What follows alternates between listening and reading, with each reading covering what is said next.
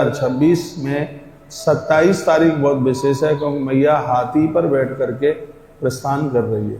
तो ये सुख समृद्धि के लिए, धन वगैरह के लिए बहुत ही ज़्यादा शुभ है। मैया पालकी में बैठ करके आ रही है, इसलिए इस वर्ष में बीमारियां बढ़ सकती हैं, लड़ाइयां बढ़ सकती हैं, सावधान रहिए। घर में मनमुटाव हो सकता है, अपनों के बीच में मनमुटाव हो सकता है, पति पत्नी में मनमुटाव हो सकता है, बाप बेटे में मनमुटाव हो सकता है, और गुरु शिष्य में भी मनमुटाव हो सकता है, क्योंकि मैया पालकी पर बैठ करके आ रही है।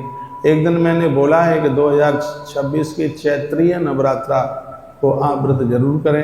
एक दिन मैंने देवी भागवत से भी बोला है, पड़वा आपसे छूट गई, द्वितीया छूट गई है, यदि इस नवरात्रा में 3 दिन आप व्रत कर लेते हैं, 26 वो सप्तमी, अष्टमी और नौमी, तो ये यानी 25 तारीख, 26 तारीख और 27 तारीख है, तो आपकी नवरात्रा की बिल्कुल पूर्ति हो जाएगी। भले ही आपका रोटियों के बिना काम नहीं चलता हो, यदि आप स्वस्थ रहना चाहते हैं, प्लीज मेरा निवेदन है कि जैसे शिव महारात्रि को अन्न खाना दोष है, जिस प्रकार से एकादशी के दिन अन्न खाना बहुत बड़ा दोष है, उसी प्रकार से नवरात्रा की अष्टमी को भी अन्न खाना बहुत बड़ा दोष है।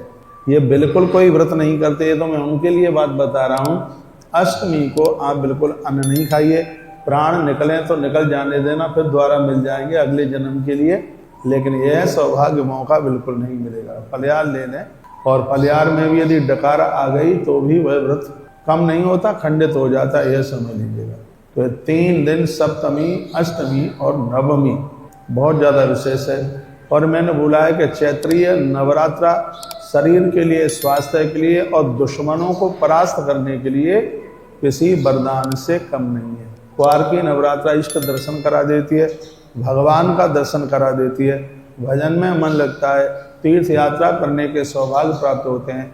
कुआर की नवरात्रा करने वाला व्यक्ति मृत्यु के समय पर पाँव में कांटा लगे इतना भी उसे दुख नहीं उठाना पड़ता। चैत्र की नवरात्रा करने पर आपकी संपत्ति नहीं मारी जाएगी, आपके मकान दुकान पर कोई कब्जा नहीं कर पाएगा, स्त्रियां बांझ नहीं रहेंगी, उन्हें औलाद होगी और रोगों से निवृत्ति मिल जाएगी, घोर गरीबी का नाश हो जाएगा। ये चैत्र की नवरात्रा की महिमा है। 2 नवरात्रा और होती हैं जिसे गुप्त नवरात्रा कहते हैं, इसमें गोपनीय संकल्पों की पूर्ति होती है। हमें ये करना है, मैंने 1 लाख गौ माता का संकल्प लिया है, इसलिए मैं गुप्त नवरात्रा के ऊपर बहुत ही ज़्यादा श्रद्धा रखता हूँ, क्योंकि गुप्त नवरात्रा करने से संकल्पों की पूर्ति होती है। कुछ ऐसी गुप्त बीमारियाँ होती हैं, डॉक्टर्स लोगों को भी जिसे नहीं बता पाते हैं, तो गुप्त नवरात्रा करते हुए और उस रोगों से मुक्ति हो जाती है। तो ये वर्ष की 4 नवरात्राएं, और चारों ही अपने आप में बहुत ज़्यादा विशेष हैं।